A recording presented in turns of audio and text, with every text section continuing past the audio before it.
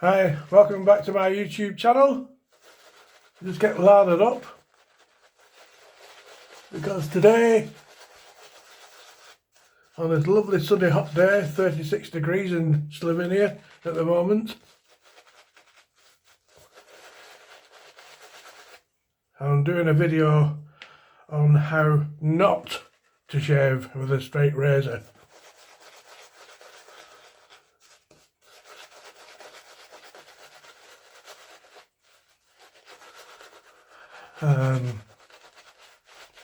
So I'll show you through a couple of razors and how not to use them and how to use them to the best effect.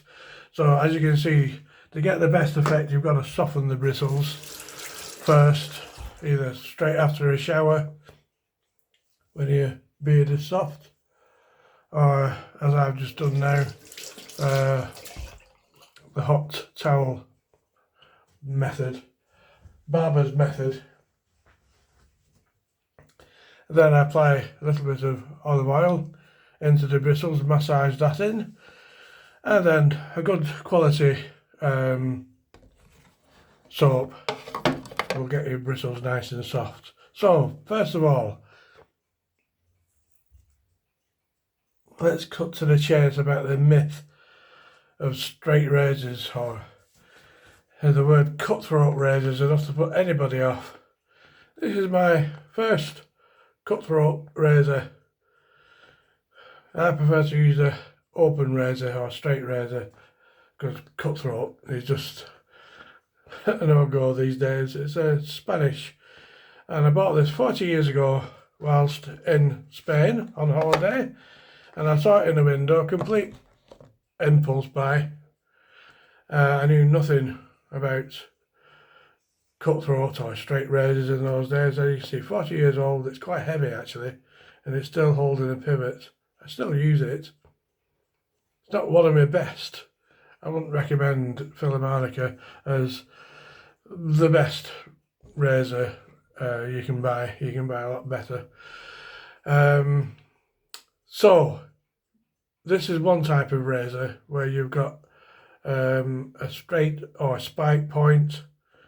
These are actually quite lethal. I've cut myself. I've made all my mistakes with this razor, I might add.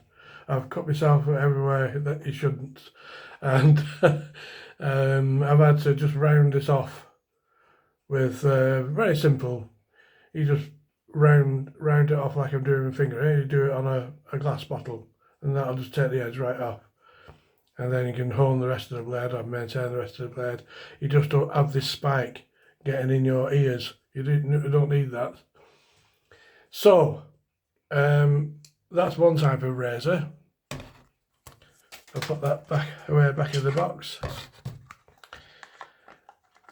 And the other choice of razor, which I would recommend to anybody starting off with a straight razor, is the rounded point toe.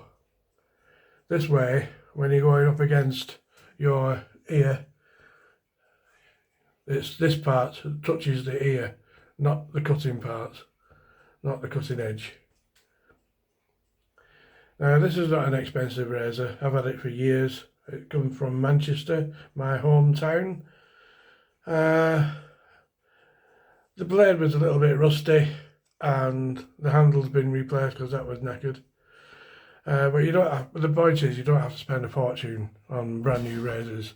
So, how not to use one of these straight razors? How many films have I seen, I mean you've probably seen these cowboy films, where they go like this. I won't put the cutting edge against my face, for obvious reasons. And they're going in at an angle like 90 degrees, like this. If you do that, what will happen is you just cut yourself. Seriously. So, another way is they're going in like dead straight. The first time I saw this on, I think it was TV somewhere, there was no YouTube in those days when I started shaving one of these it had it flat to the face, and I went straight in like this, and it went straight into this bump, my dimple chin, straight in like a chicken breast. So I had to put it out and I put that razor away for about 2 years after that. It put me off completely. So you don't hold it at 90 degrees. You do not hold it straight, flat to the face. You sort of keep, the secret is, it's not rocket science, the secret is to keep your skin flat. And this is difficult to do when you've got fleshy parts like this. It won't be flat. It won't be flat on your neck. So you have to stretch the skin and hold the razor at about 20 degrees, not flat, 20 to 30 degrees to your skin. And pull down with your free hand and then stretch with your facial muscles.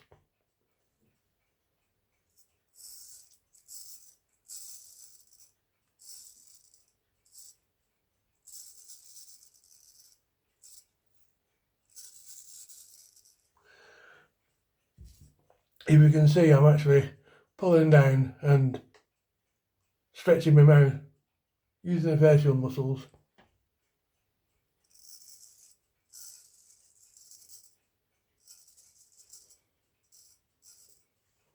And getting a very shallow angle, but not flat and not 90 degrees.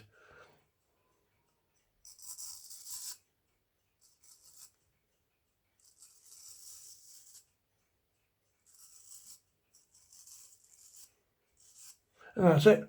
Simple. It's not complicated.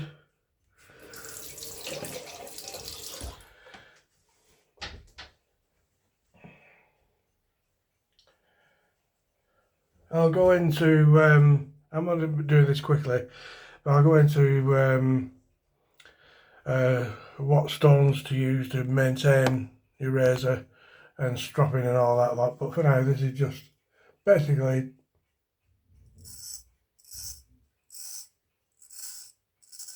to get the basics right, get the angles right, get the skin flat.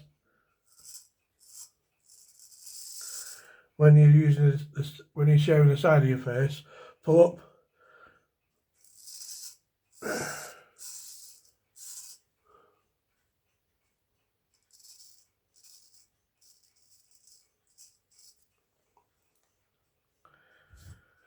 And when you can, use your facial muscles.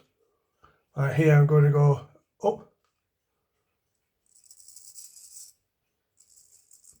and then down. I'll put where your face has not got soap, it will stick to your fingers, so you can pull it down.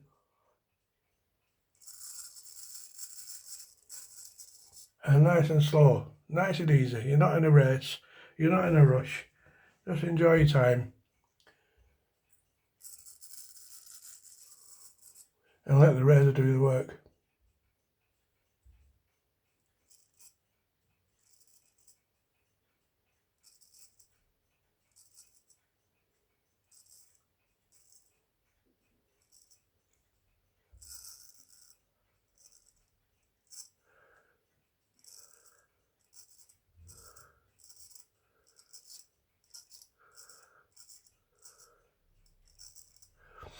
Oh, another rule of thumb is, in general, vintage razors are usually of a really good quality, because when they were making them in the 1800s, excellence was standard. There was no cheap imports from China, with all respect to China.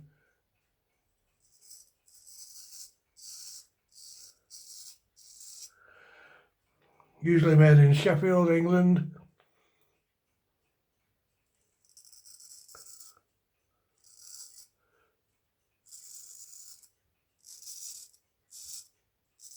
Solingen, Germany, Thiers, France.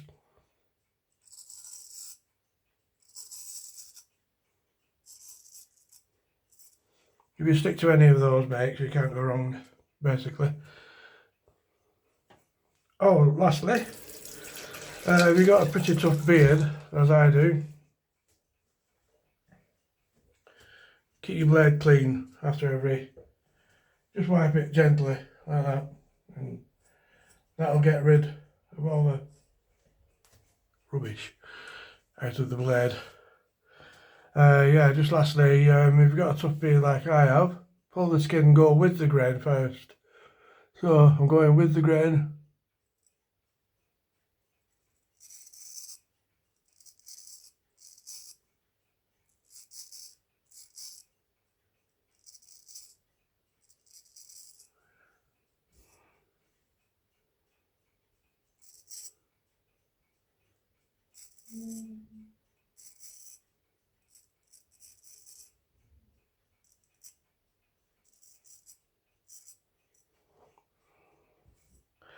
And then against the grain, just lather it up again. And you need to light application. There's no need for heavy-handed treatment. The blade, just light pressure or hardly any pressure, just let the blade rest on your face, and if it's sharp enough it'll do the job.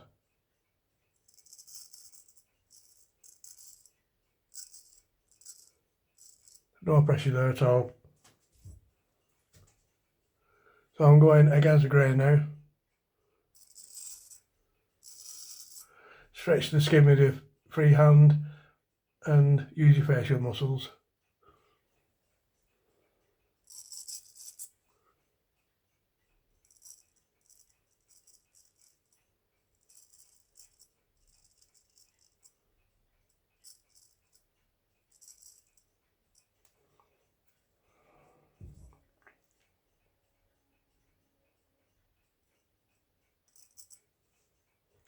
And if you follow those simple steps,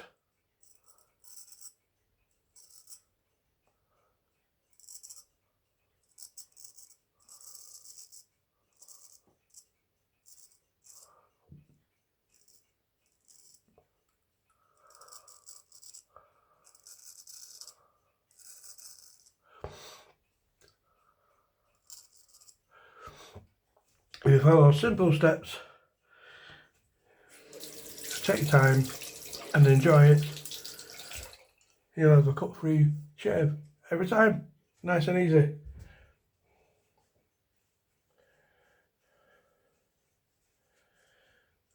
So keep your angles straight, get your beard prepared first, and don't watch too many cowboy films in it.